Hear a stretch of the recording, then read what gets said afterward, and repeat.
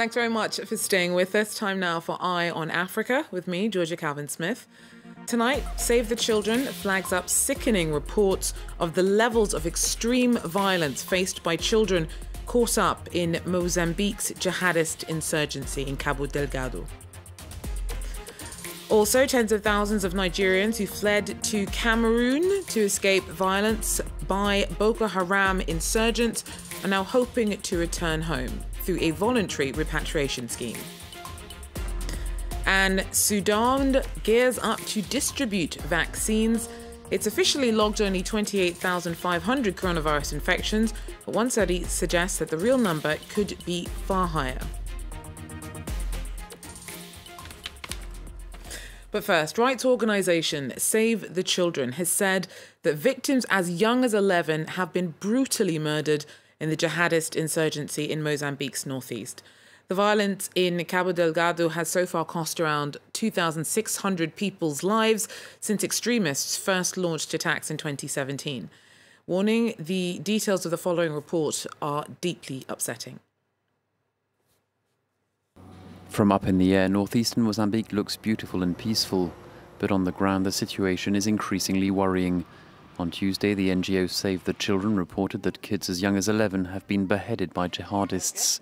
More than 500,000 people have fled their homes because of the violence.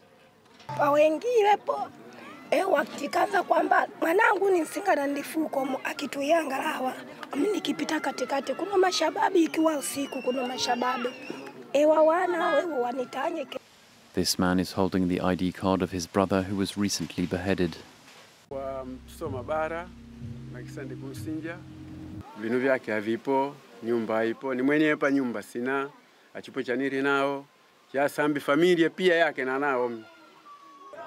Those who have fled their homes queue for hours to obtain food supplies. Very angry. I'm very angry. I have 3 days without eating nothing. And I'm here, but I don't get nothing. The jihadists are known locally as Al-Shabaab, but are not linked to the group of the same name in Somalia. They launched their insurgency in Mozambique in 2017. And 2 years ago, they pledged allegiance to the Islamic State organization. Their attacks have been a cause for concern for residents, but also for French giant Total. It has a €13 billion offshore gas project in the Cabo Delgado region. The company recently said it had strengthened its agreement with the government to protect its gas installations. At least 58 people have been killed in 2 attacks in southwestern Niger this week. No one's yet claimed responsibility for the raids in the Tillabéri region.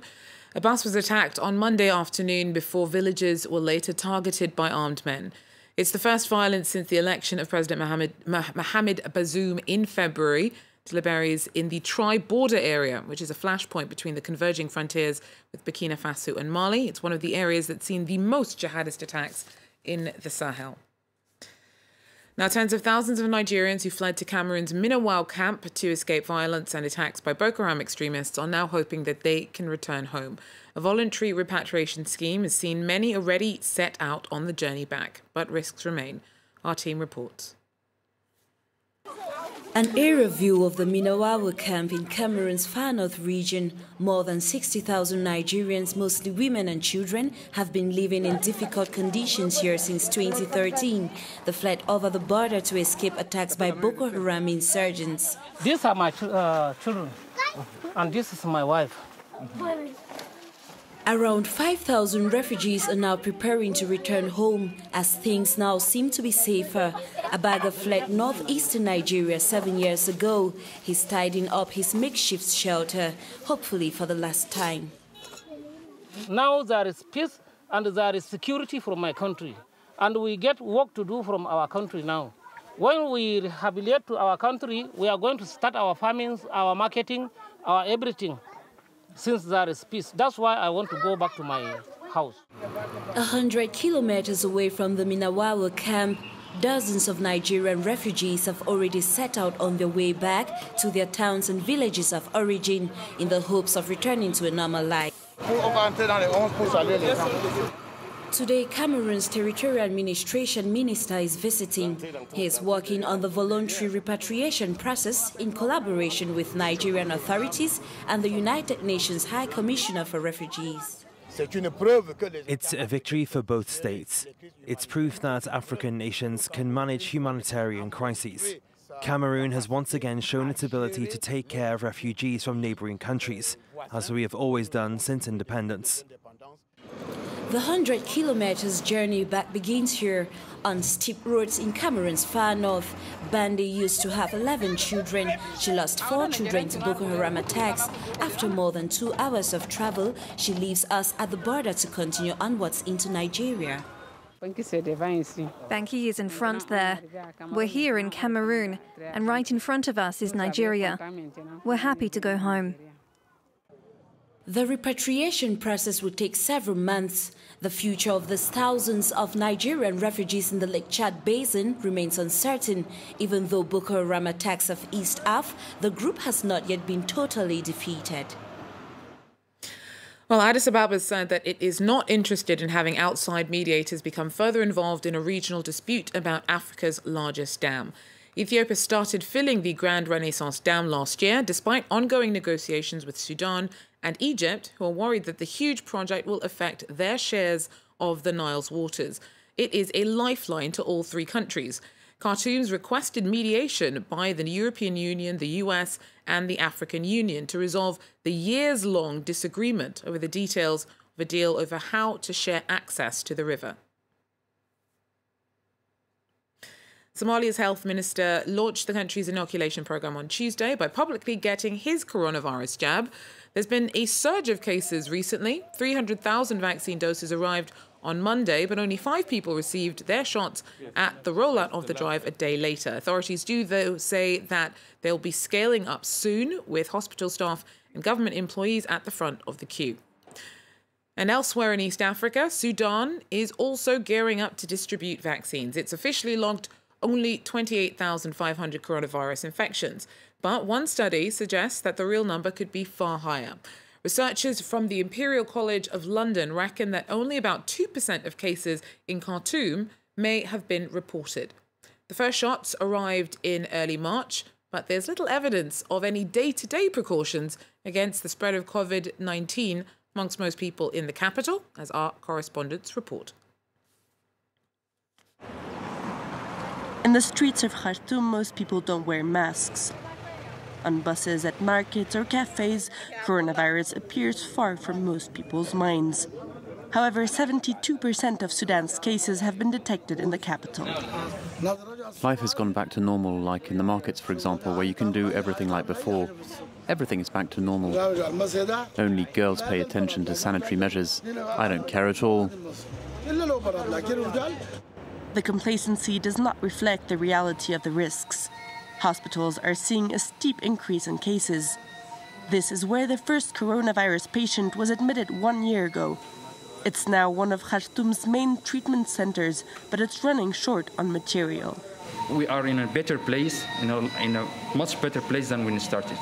Right now, we may need more ventilators to increase our capacity so we can accept more patients, we can be prepared for another surge in the wave. There is lack of infrastructure, few public prevention campaigns, no large-scale testing. The government says it's doing its best with limited means. The delay in the finance issue, not only at national level, but also at global level, like donors and also UN agencies, the support, limited that we cannot respond appropriately and timely. For most Sudanese, awareness about the importance of social distancing and other precautions in slowing the spread of the virus is still lacking. Rather than focusing on prevention, the Ministry of Health is now betting on its vaccination campaign. For now, this will target only 20% of the population, far from the 60% needed to reach herd immunity.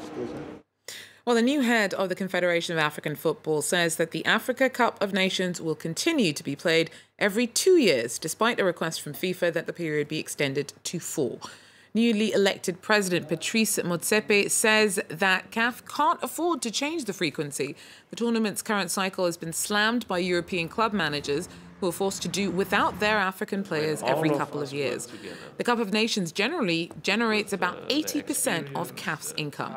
Now, Motsepe has big plans for African football. The South African mining magnate, who was elected unopposed last Friday, has also raised the bar for national teams on the continent by setting his sights on an African World Cup win.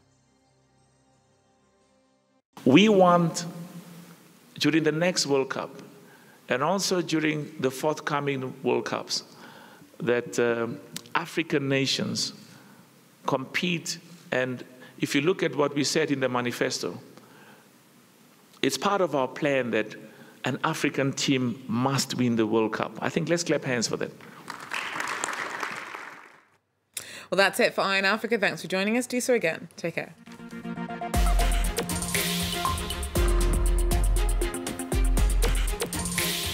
Turkey is caught between the deeply secular heritage of Ataturk and the state religion now promoted by President Erdogan. What's a Turk? Can we separate Turk from Muslim? No, we can't. For us, being atheist is a mentality that tends towards humanism. The government is trying to impose its views through psychological pressure and a revised educational curriculum, but is meeting with strong resistance. Don't miss Reporters on France 24 and France24.com.